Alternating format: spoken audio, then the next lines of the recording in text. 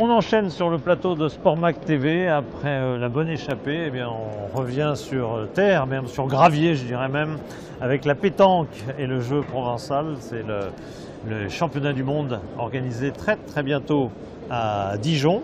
Michel Lebotte, le président de la FFP-JP, il ne faut jamais oublier le jeu provençal parce que c'est l'origine, n'est-ce pas? Important, le jeu provençal. Important, le jeu provençal, hein. C'est l'origine de la pétanque. Absolument, vous êtes le président donc, de cette fédération. La France est un pays évidemment majeur de la pétanque, c'est le moins qu'on puisse dire, créatrice et encore majeure dans les palmarès et autres. Du coup, les championnats du monde auront lieu à Dijon. Ils reviennent assez souvent en France tout de même, les championnats du monde. Ah, ils n'étaient pas revenus en France depuis 2012, alors donc Marseille. On s'était internationalisé beaucoup. Alors. Ah oui. L'année dernière, on était au Bénin, donc vous voyez, c'est pas. Vous y étiez aussi, hein. Absolument. Du coup, vous savez l'ambiance qu'il y a eu au Bénin. Absolument, donc, une vraie réussite. Voilà, tout à fait. La pétanque est internationale, 307 000 licenciés en France. C'est 50% des licenciés dans le monde. Donc vous vous rendez compte, et là on a franchi la barre des 300 000 licenciés, alors que depuis 2008, on n'avait jamais atteint cette barre. Donc c'est important, il y a eu le Covid, et depuis le Covid on est remonté. Mais la France reste une nation phare en nombre de licenciés. On a quand même 5 739 clubs. C'est drôlement important, c'est un bon maillage du territoire. On aura l'occasion, Président, de développer tous ces thèmes. On va s'adresser à un joueur, Henri Lacroix. Est-ce que le fait que ce soit en France, c'est une motivation supplémentaire, ces championnats du monde? Alors bonjour. Oui, effectivement, le fait que ça soit en France, on va avoir une pression supplémentaire sur les épaules avec le maillot de l'équipe de France. Mais j'espère que ce sera la bonne pression et qu'on va donner le meilleur de soi-même, comme on l'a toujours fait pour défendre nos couleurs, la France. Merci Henri. Évidemment, on aura l'occasion de reparler sport et cette compétition en détail. Marie Gaillard, qui est à vos côtés, qui ne fait pas les championnats du monde jusqu'à preuve du contraire. Même s'il va y avoir, on fait un aparté parce qu'il va y avoir les championnats du monde féminins. Oui. C'est une nouveauté, ça. En octobre, début octobre de l'année prochaine à Douai. Et c'est une nouveauté? C'est la première fois qu'il y a des championnats non, du monde féminins? Il y a déjà eu un championnat du monde en France pour les. Parce que j'ai vu des épreuves mixtes parfois. Ah, il y a des épreuves mixtes aussi, mais ça, elles auront lieu en 2026. Très bien. Marie, je reviens à vous, Marie Gaillard. Désolé pour cet intermède. Vous êtes de l'Institut du sport durable. Expliquez-nous ce que l'Institut du sport durable fait dans l'organisation des championnats du monde de pétanque. Alors là, dans le cadre de ces championnats du monde, on accompagne les équipes organisatrices de la Fédé à l'application de la charte des 15 engagements éco-responsables des événements du ministère des Sports et du WWF. C'est un peu long à dire, ça fait 15 engagements aussi bien environnementaux que sociaux à prendre en considération dans cette organisation pour essayer de limiter l'impact de l'événement. Ça veut dire que chaque événement sportif ou autre, d'ailleurs j'imagine, tout événement qui amène beaucoup de public et autres, est régi par les règles que vous venez de définir, et il y a une personne comme vous qui intègre l'organisation de l'événement? Alors pas sur tous les événements, parce qu'il y a énormément d'événements qui sont organisés en France aujourd'hui. Il y a 1,5 million d'événements, je crois, si je ne dis pas de bêtises. Donc malheureusement, je ne crois pas qu'il y ait une personne comme moi dans chaque organisation. Par contre, là, ça rentre aussi dans le cadre du fait que c'est un événement international qu'on appelle un GESI. Et du coup, c'est aussi pour ça qu'on est présent sur ce format-là d'événement. Et du coup, l'aspect RSE ne sera pas négligé dans ces championnats du monde? Ils seront aux normes? Alors aux normes, je ne sais pas quelles sont les normes précises, mais en tout cas, il y a vraiment des efforts qui sont faits sur ces engagements-là pour vraiment réduire l'impact. Je peux vous donner quelques exemples si vous voulez, ou peut-être qu'on en reparlera plus tard. On le fera tout à l'heure, bien sûr. Oui, c'est évidemment éminemment intéressant. Mais revenons d'abord à ces championnats du monde. Monsieur le Président, Michel Lebotte, est-ce que ce sera un succès populaire, le fait que la France n'ait pas organisé ces championnats du monde depuis longtemps, le fait que ce soit un sport quand même intéressant en France? Alors, est-ce que ce sera un succès populaire? Oui, dans la mesure où le Zénith de Dijon sera plein. Vous êtes déjà assuré que ce soit plein les 3 jours? Oui, la billetterie Les 4 jours, la billetterie a fort bien marché, donc on sera entièrement plein. Ensuite, on va avoir une couverture médiatique inédite pour un championnat du monde de pétanque, puisqu'on va être en direct sur l'équipe 21. Très bien. On va aussi être sur la chaîne Sport en France. Et bien entendu, la Web TV fédérale qui va pouvoir retransmettre nos parties, nos émissions sur YouTube. Donc ceux qui n'auront pas pu se déplacer pourront venir sur leur canapé regarder l'ensemble des parties. Populaire aussi, puisqu'on a invité les écoles de Dijon et des alentours. Ils seront présents tout au long de la compétition, au travers du chant pour les hymnes, mais aussi pour des animations auprès du grand public. Voilà. D'accord. Revenons d'ailleurs un instant on évoquait ensemble tout à l'heure les championnats du monde qui ont eu lieu l'an dernier à Cotonou au Bénin, où j'ai eu la chance de commenter pour Canal+ Afrique. Il y avait moins de présence médiatique évidemment parce que c'était en Afrique, dans une zone moins habituée à ce type d'événement. Mais est-ce que ça a été un succès malgré tout, ces championnats du monde en Afrique pour la première fois? Oui, c'était un succès populaire. Vous avez vu l'ambiance qu'il y avait, Oui, qui a un petit peu gêné les joueurs européens qui ne sont pas habitués à évoluer dans autant de liesses. D'ailleurs, je ferai un parallèle avec les Jeux Olympiques. Vous avez vu la liesse qu'il y a eu sur les Jeux Olympiques. Et c'est vrai que l'engouement du public, ça peut à la fois inhiber ou à la fois décupler l'effort. J'espère que le soutien du public français inhibera les autres équipes et portera l'équipe de France de façon à ce qu'on soit les plus forts. Ça, c'est ce qu'il faut demander à Henri. Alors, tout à l'heure, vous étiez dans le domaine du souhait, mais vous avez l'habitude de faire des compétitions à l'étranger, en France. Où est-ce que vous réussissez le mieux? On va dire que chez nous, pour l'instant, ça s'est jamais trop mal passé parce qu'on a toujours le dernier championnat du monde qu'il y a eu en 2012 à Marseille. On a remporté dans une ambiance phénoménale aussi, où le public était très chaud, très tendu et qui nous ont supportés du début jusqu'à la fin. D'ailleurs, c'est vrai que sans le public chez nous, dans notre pays, on n'est pas grand-chose. Je veux dire, c'est le public qui nous pousse, c'est le pays qui nous encourage à développer le meilleur jeu possible. Michel, Henri parlait des championnats du monde à Marseille, une ville assez naturelle pour organiser des championnats du monde. Dijon, ça surprend peut-être plus. Est-ce qu'en fait, il y a un public, contrairement à ce que certains peuvent penser, est-ce qu'il y a un public partout en France pour la pétanque? Ah oui, il y a partout en France. L'un des plus grands boulodromes, il est à Douai. Donc c'est pas anodin. La pétanque c'est un boulodrome couvert avec plusieurs pistes. Une cathédrale de la pétanque. 64 carrément. Pistes intérieures, c'est vraiment quelque chose d'exceptionnel. Après, évidemment, c'est pas Henri que je vais l'apprendre. La pétanque, elle est née dans le sud de la France, mais progressivement, elle s'est mise partout. D'une part parce qu'elle est populaire, tout le monde peut jouer à la pétanque. Et puis, vous avez des générations de joueurs qui se sont entraînés, qui ont voulu rivaliser avec des joueurs comme Henri. Et puis aujourd'hui, on s'aperçoit que ce soit dans l'Est, le Nord, l'Ouest de la France. D'ailleurs, l'entraîneur de l'équipe de France, David Le Dantec, a été champion du monde, c'est un Breton. Donc, c'est pas dire que la pétanque n'est que dans le Sud. C'est vrai parce qu'elle y est née. C'est vrai parce qu'elle vient du jeu provençal, là, qui est quand même l'ancêtre de la pétanque et qui est né à La Ciotat. À La Ciotat. Mais en même temps, aujourd'hui, on s'aperçoit que les clubs, le maillage du territoire, je disais tout à l'heure, 5739 clubs, il y en a partout. Ah oui, il y en a partout. Et il y a des tournois partout? À l'année, vous disputez des tournois à peu près partout en France? Vous allez dans toutes les zones à peu près? Oui, alors en France, il y a des tournois quasiment tous les week-ends.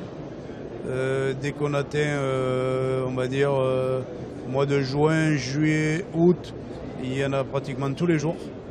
Donc du coup, c'est vrai qu'en France, on est une belle région. Donc, dans le nord, ils ont beaucoup plus de boulodromes couverts et ils peuvent jouer en indoor. Alors que nous, c'est l'été, c'est dehors et c'est très agréable. Et Dijon, vous connaissez? Vous avez déjà fait des tournois là-bas? Dijon, on a... Peut-être pas au Zénith, mais... Non, pas au Zénith, mais Dijon, on a un très très bon souvenir avec mon ami Dylan, puisque un des derniers championnats avant le Covid, c'était un championnat de France doublette qui s'est joué à Dijon, et on a été champion de France doublette. Avec donc Dylan Rocher, Dylan qui Rocher. est... Combien de fois il était champion du monde à Cotonou? Non mais à Cotonou, deux titres, je crois. Il avait fait le tir et... 2 au Bénin, mais je crois qu'il en a 9, Dylan, de Il championnat a du 9 monde. titres de champion du monde en tout. Parce que Philippe, elle en a 14. Ouais. Bon, Oui, on voilà. devrait le retrouver encore. Tout à l'heure, dans le coup. vous demandiez combien de concours de pétanque. En France, il y a 27 000 compétitions toute l'année. 27 000. 27 000 compétitions toute l'année. Eh oh. Sans compter ceux qui ne sont pas officiels. Oui, alors si on ajoute Oui, ceux alors qui ne là- sont pas officiels, on en a bah 54 000. Ça me fait penser quand même à une chose, à un éternel regret. Ces Jeux Olympiques où on s'est rencontrés, vous étiez quand même au Club France, il y a eu une animation pétanque au Club France, ok, mais expliquez-moi comment aux Jeux Olympiques il n'y ait pas eu la pétanque, au moins en sport de démonstration, disons. Ah, Allez. c'est vrai que c'est une vraie déception pour nous, les joueurs, mais je pense qu'après le président est quand même mieux placé pour nous pour savoir quelle est la faille qui a fait qu'on n'a pas été peut-être retenu. Mais bon, pour nous les joueurs, c'est vraiment une déception. Ah oui. Alors pour moi, en tant que dirigeant, c'est aussi une déception. Hein. Je pense que tout sportif qui se respecte a envie d'être aux Jeux Olympiques.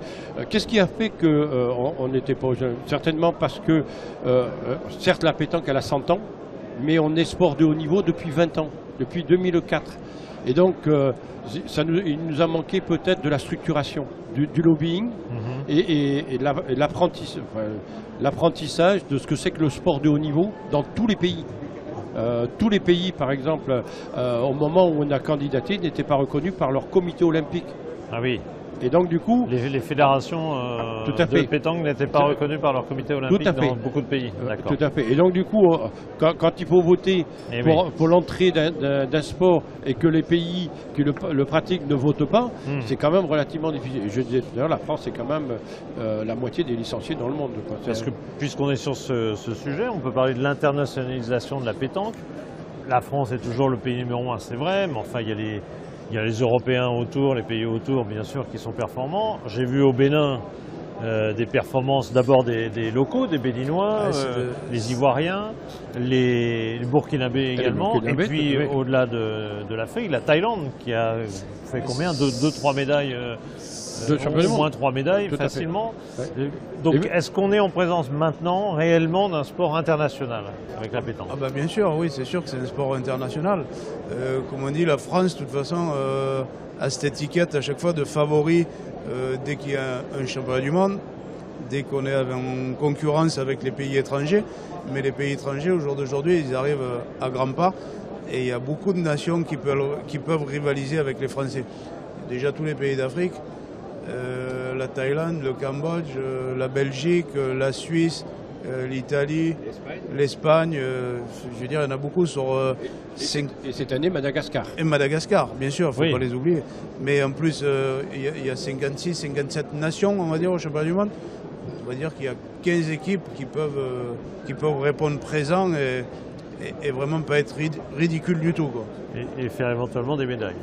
Exactement. Alors là, il y aura que 2 épreuves. Hein. 2 épreuves, oui.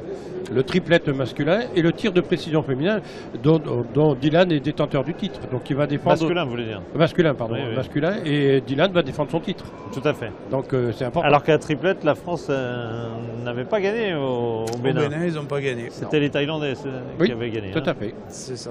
En Mais finale- bon, en finale. on va leur reprendre le titre. Ouais, c'est peut-être pour ça que, vu que c'est en France, on sera encore certainement les favoris. Eh oui. Mais eux, en étant champions du monde, ben, ils auront un poids supplémentaire à essayer de conquérir le titre Tout encore. à fait. Voilà. La sélection française, je suppose, est déjà faite. Oui. Elle est proche de celle du Bénin ou il y a pas mal de changements? Non, il y a des changements. Ouais. La sélection. La sélection, alors, il y a Henri qui va être présent. Oui. Henri qui n'était pas allé au Bénin. On va dire que sur le Bénin, la sélection, il y a un joueur qui a été retenu pour Dijon, ben, c'est Dylan Rocher. Bien sûr. Et autour de lui, c'est greffé Philippe Chuchot, Jean Feltin et moi-même, Henri Lacroix. Et pourquoi ces joueurs-là n'étaient pas, enfin, dont vous, n'étaient Moi- pas venus au Bénin? Moi, personnellement, le président le sait, on est là, on peut en parler, on peut en discuter. J'avais peur, j'avais une crainte d'aller au Bénin. je ne savais pas comment ça allait se passer. Et comme j'ai dit clair et net au président, je suis désolé, mais j'ai pas envie de risquer ma vie pour une partie de pétanque à la base, quoi. Même si c'est pour défendre mon pays. Mais j'ai été honnête de le dire avant de partir. Tout à fait. Et, au moment où se déroulaient les championnats du monde, il y avait des bruits qui couraient, des rumeurs, comme quoi les Français n'étaient pas les bienvenus au Bénin. Aussi, voilà. Et les différents services auxquels je m'adressais ne nous rassuraient pas. Par exemple, notre directeur technique national n'a eu son droit de sortie que la veille. Ah oui. Oui, et donc du coup, c'était difficile pour nous de dire aux joueurs, vous allez venir. Donc on a eu des discussions. Hein. J'ai eu des discussions avec Philippe Suchot, avec Henri. Et j'imagine aussi avec Claude Azéma, qui est le tout président à fait, de la Fédération internationale. Avec l'ambassade, avec l'association des expatriés français au Bénin, qui m'ont dit non, il n'y a pas de problème, ok. Donc moi j'ai laissé les joueurs libres et en disant que le choix qu'ils feraient n'impacterait pas leur carrière internationale. Moi je préfère que les gens viennent en ayant envie de jouer, de participer, bien sûr. Plutôt que d'arriver avec la peur au ventre et de se dire voilà. Voilà. C'était aussi l'occasion, et je dois le dire, qu'il y avait des nouveaux qui étaient intégrés dans l'équipe. C'était l'occasion pour eux de démontrer qu'ils avaient leur place en équipe de France, qu'ils étaient capables de performer. Ça n'a pas été le cas. On a dû se gratter la tête de façon un petit peu différente pour composer l'équipe.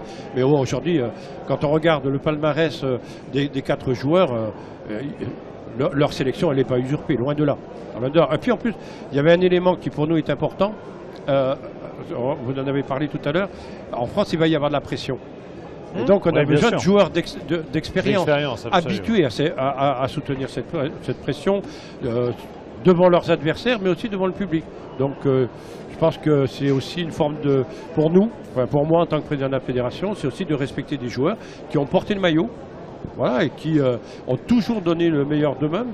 Et donc, c'est pas parce qu'à un moment donné, on me dit j'ai pas trop envie d'aller parce que c'est peut-être pas sécurisé, que je vais leur dire, eh ben non, on met tout à la poubelle, votre passé, vos médailles. Oui, bien sûr. Et, voilà. Pour moi, je crois qu'il faut être beaucoup plus exigeant que ça, et je crois qu'il faut avoir du respect pour les joueurs, parce que c'est eux les acteurs. Hein. Les acteurs de ma discipline, c'est pas moi. Moi, je concours à mettre une enveloppe autour. Là, vous avez un grand mais rôle en tant qu'organisateur. On y reviendra évidemment dans un instant. Mais Henri, là, vous n'avez pas peur d'aller vers le nord, d'aller jusqu'à Dijon, c'est pas grave. Non, pas du tout. Ça ira. Pas du tout. Je me sens capable d'aller tout seul en voiture. Je plaisante, bien évidemment. Mais on espère évidemment que l'équipe de France sera la plus compétitive possible, surtout que. Il y avait aussi d'autres absents, il faut le dire, hein, quelques Européens qui n'étaient pas venus également, parce que le voyage, la longueur de la compétition, c'était 9 jours de mémoire, hein, il a la compétition au Bénin. C'est pour ça, non, mais je pense que c'est pas si facile, vous n'êtes pas toujours professionnel, il y a des gens qui ont un métier. Aussi. Quand même derrière, c'est pas facile de se déplacer pour une longue période. Pas facile, mais encore on a une CIP qui est faite avec la fédération et qui nous accorde des jours de travail justement pour les compétitions en équipe de France. Donc, non, la France n'était pas. Les joueurs français n'étaient pas les seuls à être réticents pour aller au Bénin. Tout à fait. Du coup, il y aura une concurrence peut-être un petit peu différente. On retrouvera des joueurs, des Italiens, Espagnols ou autres qu'on connaît bien. Là, je pense qu'on va retrouver quand même toutes les délégations qu'on a connues aux heures des championnats du monde depuis que ça existe, quoi. Allez, favoris, dites-moi pour les triplettes. Les favoris, comme j'ai dit, les Thaïlandais qui sont champions du monde en titre, Madagascar, qui sont venus cette année un peu en France et qui ont montré qu'ils allaient être là. Puis après, la Belgique, l'Italie, l'Espagne. Les Espagnols qui grimpent. Tous les pays d'Afrique et puis le Cambodge, il ne faut pas l'oublier non plus. Tout à fait. Donc, comme vous le disiez, une quinzaine de pays compétitifs. Exactement. Il faut pas baisser. Oui, il ne faut jamais baisser la garde. Non. À vaincre sans péril, on triomphe sans gloire. C'est ce qu'on disait, donc c'est important. Un mot sur le côté RSE, parce que je ne veux pas vous laisser complètement en dehors du débat, Marie, ce serait injuste. Donc on va avoir toute cette organisation à Dijon. Concrètement, vous avez des exemples précis de votre activité autour de cette organisation ? Oui, alors on a mené un certain nombre de réflexions sur ces engagements, vu que, comme je le disais, il y en a 15. Donc on a essayé de faire au mieux sur la plupart, même s'il y en a qui sont un peu plus prioritaires que d'autres, puisqu'il y a aussi l'objectif à la fin de réaliser un bilan carbone. Donc là on est vraiment sur de l'empreinte carbone, mais ne pas oublier aussi tout le volet sociétal. Michel en a déjà un petit peu parlé, il y a cette volonté d'intégrer beaucoup plus de jeunes aussi dans cette organisation, et ça a été fait aussi bien sur l'intégration d'étudiants pour travailler sur différents sujets, ou faire intervenir les jeunes de l'UNSS sur la partie plutôt cérémonie d'ouverture, etc. Et pour revenir plutôt sur la partie environnementale, on a beaucoup travaillé sur le volet alimentation, avec tous les partenaires, que ce soit les restaurants, les traiteurs, les food trucks, etc., pour essayer d'avoir une offre à 50% végétarienne, par exemple, avec essentiellement des produits locaux et de saison. Parce qu'aujourd'hui, on sait que c'est ça qui peut permettre de limiter aussi l'impact d'un événement. Donc, le public aura cette possibilité-là le jour J, mais aussi sur tous les autres sujets alimentation, que ce soit les bénévoles, les partenaires VIP, les athlètes, etc. Donc il y a eu ce volet-là, on met en place, alors il y a plein d'autres petites choses qui vont se faire, il y a la mise en place d'un frigo solidaire pour essayer de récupérer, d'éviter le gaspillage alimentaire et de récupérer pour mettre à dispo des bénévoles les restes alimentaires. On a travaillé sur le volet aussi achat pour essayer d'intégrer un peu plus de produits fabriqués en France, par exemple à la boutique. Ou alors des réflexions aussi sur tout le matériel qui soit plutôt loué ou prêté plutôt qu'acheté à chaque fois. D'accord, donc c'est vraiment tout ce qui se passe dans le stade en quelque sorte. Et, oui, ça englobe énormément de sujets. Mais autour de tout ce qui se passe dans le stade, l'alimentation, etc., ouais. L'eau et autres sujets de ce genre-là. Il y a un volet transport. Oui, il y a un volet mobilité durable. Aujourd'hui, on sait que ce qui impacte le plus un événement sportif ou un événement de manière globale, c'est le déplacement des spectateurs. Notamment des spectateurs. 80% de l'empreinte carbone d'un événement est principalement lié aux spectateurs. Et quand on a des spectateurs qui viennent du monde entier, on sait que c'est complexe à gérer. Et ça l'est puisque, en tant qu'organisateur, on n'a pas beaucoup de leviers pour inciter les gens à se déplacer autrement. Et on ne peut pas demander à un pays comme les États-Unis ou le Bénin de venir autrement qu'en avion. Je ne crois pas qu'il existe de solution aujourd'hui. Outre que l'avion, c'est pour ça que c'est un sujet qui est assez complexe, mais on essaye quand même par d'autres leviers d'inciter les pays européens à venir en train quand ils le peuvent. Et après, les spectateurs sur place, les locaux aussi, à essayer d'utiliser d'autres moyens de transport. Et l'avantage qu'on a à Dijon, c'est que le Zénith est très bien desservi par le tram, puisqu'il y a un arrêt de tram pile devant le Zénith qui rejoint le centre-ville. Donc ça, c'est un fort avantage aussi par rapport au choix du lieu de l'événement. D'accord. Un petit volet, on va parler du volet médiatique pour finir. Donc peut-être, peut-être un mot, est-ce qu'il y a des relais justement, est-ce que vous servez des médias pour défendre ces causes et pour propager la bonne parole sur un événement comme celui-là? Est-ce que nous, on utilise les médias directement? Oui. C'est plutôt l'organisateur qui gère cette partie média avec les médias que lui connaît bien.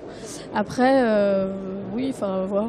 Nous, on ne communique pas directement auprès des médias. Ça passe par l'organisateur, tout à fait. C'est une organisation fédération à Dijon, complètement.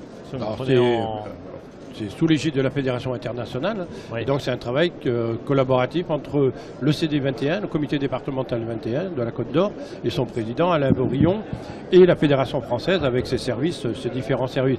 Ça va être la mobilisation de 150 bénévoles. C'est les services de la mairie qui ont été mis à contribution, l'AGLO, le conseil régional qui nous aide, l'État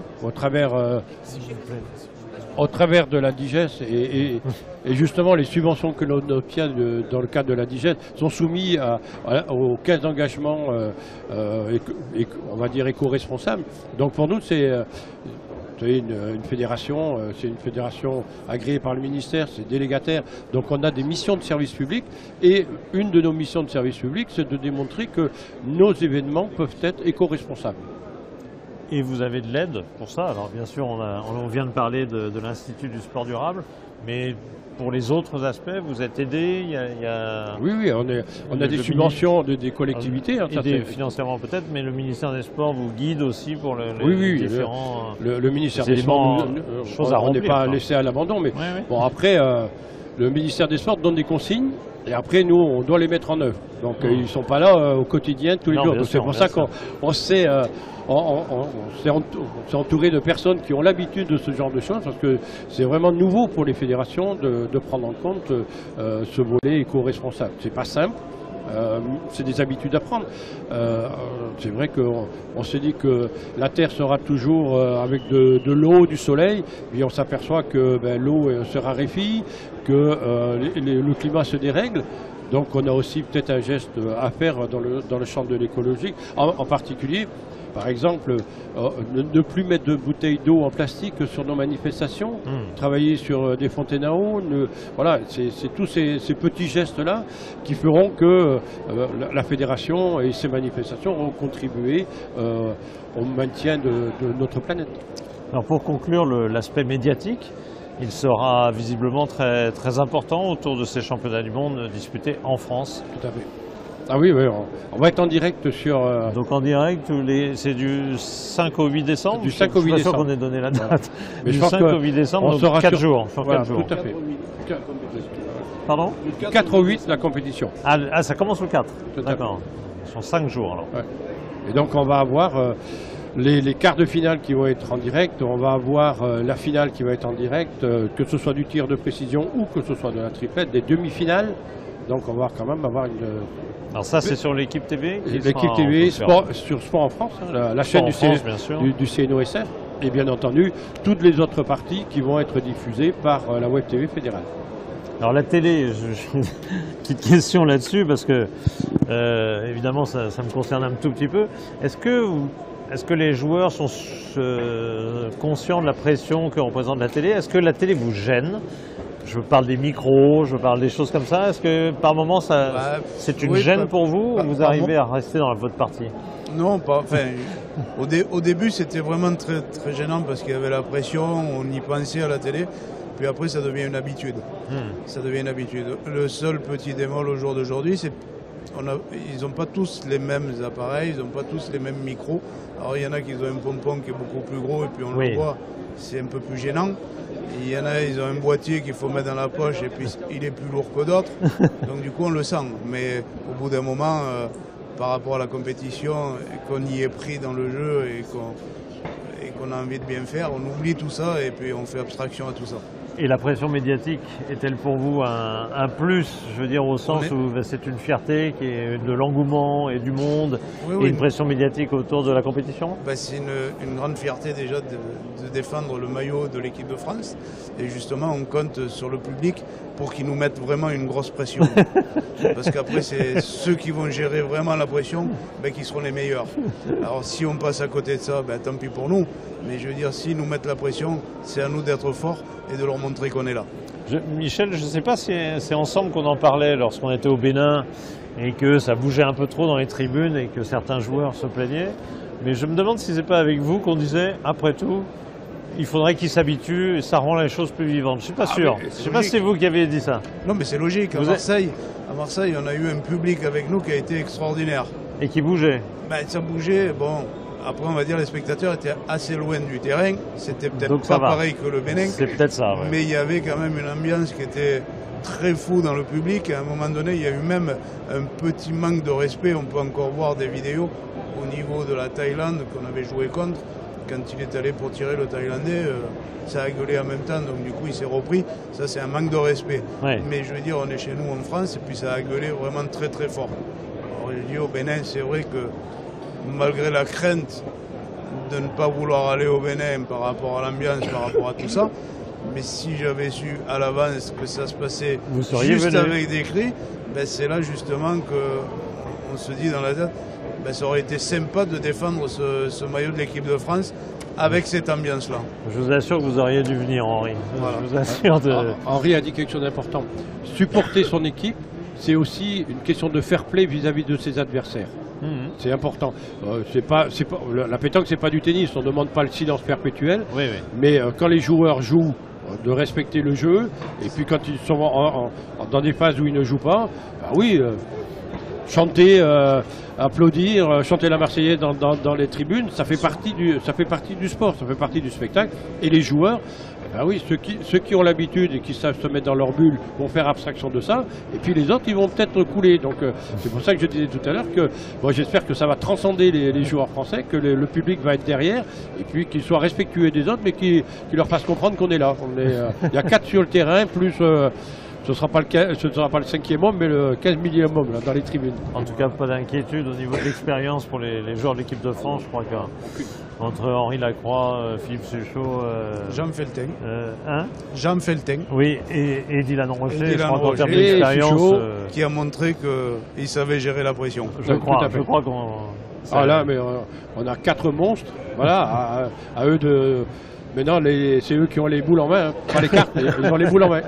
On va attendre le jour même et le jour J, et puis comme on dit, on va gérer avec la forme du week-end. Tout à fait. Et en tout cas, on aura un grand plaisir. On espère qu'il y ait justement une très grosse ambiance effectivement à Dijon, que ce soit un très bel événement du 4 au 8 décembre 2024, donc ces championnats du monde organisés en France, à Dijon. Merci beaucoup, Président Michel Legault. Merci beaucoup à Marie Gaillard pour ces idées autour de la RSE, et puis bonne chance évidemment à Henri Lacroix pour ramener une médaille ou un titre même à la France lors de ces championnats du monde. Ben, merci à vous et merci pour ce que vous faites pour nous, pour notre sport.